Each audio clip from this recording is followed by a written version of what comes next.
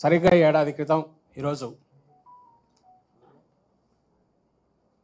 కూటమి ప్రభుత్వం చంద్రబాబు నాయుడు గారి నేతృత్వంలో ప్రమాణ స్వీకారం చేసింది.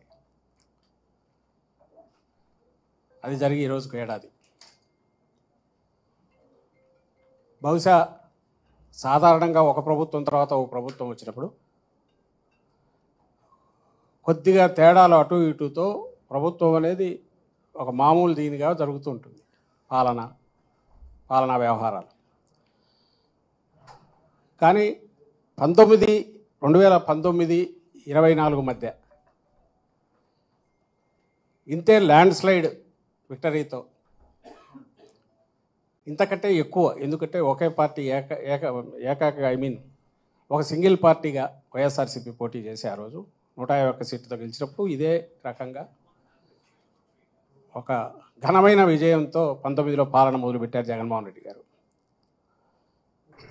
సో అప్పటికి ఒక గీటురాయి ఏర్పాటు చేశారు, ఒక కొలబద్ద 19-24 మధ్య తన పాలనతో జగన్మోహన్ రెడ్డి గారు.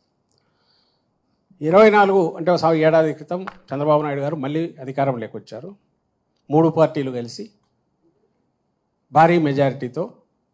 అత్యంత భారీ మెజారిటీతో అధికారంలోకి వచ్చాడు. 3 పార్టీలు కలిసి. అప్పటి నుంచి ఈ సంవత్సరం అయింది. ఇప్పుడు సహజంగానే జగన్మోహన్ రెడ్డి గారి పాలనలో తొలి ఏడాది, చంద్రబాబు నాయుడు గారి పాలనలో తొలి ఏడాది ఎట్లుంటుంది అనేది కంపారిజన్ రాష్ట్ర ప్రజలందరూ గమనిస్తున్నారు. మేధావులు, విశ్లేషకులు కూడా దాన్ని అనలైజ్ చేస్తున్నారు. సహజంగానే అంతటి ఘనమైన పాలన అందించిన పార్టీగా వైఎస్ఆర్సీపీ ఈరోజు ఈ రెండింటిని బేరీజు వేసి ఇది వాస్తవ చిత్రం అని చూపే ప్రయత్నం చేసింది. అందులో భాగంగానే జూన్ 4న ఒక్క హామీని కూడా నిలబెట్టుకోకుండా పూర్తిగా అలవిగాని హామీలు ఇచ్చి భ్రమలో పెట్టి చంద్రబాబు నాయుడు గారు అధికారంలోకి వచ్చారు అని ముందు నుంచి చెప్తున్నాము. ఆచరణలో అదే జరగడం, పైగా ఎక్కడ గొంతు పెగలకుండా, నోరెత్తకుండా, క్వశ్చన్ చేయకుండా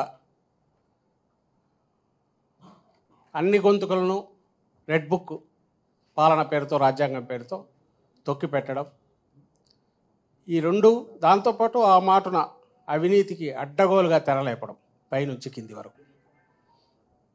ఇవి జరుగుతున్నాయి అంటున్నాం. జరుగుతూ సంవత్సరం కూడా అయిపోయింది. సో ఏడాది సందర్భంగా వాళ్ళు పెట్టుకున్నట్టున్నారు ఈరోజు మాది బ్రహ్మాండమైన సుపరిపాలన అని.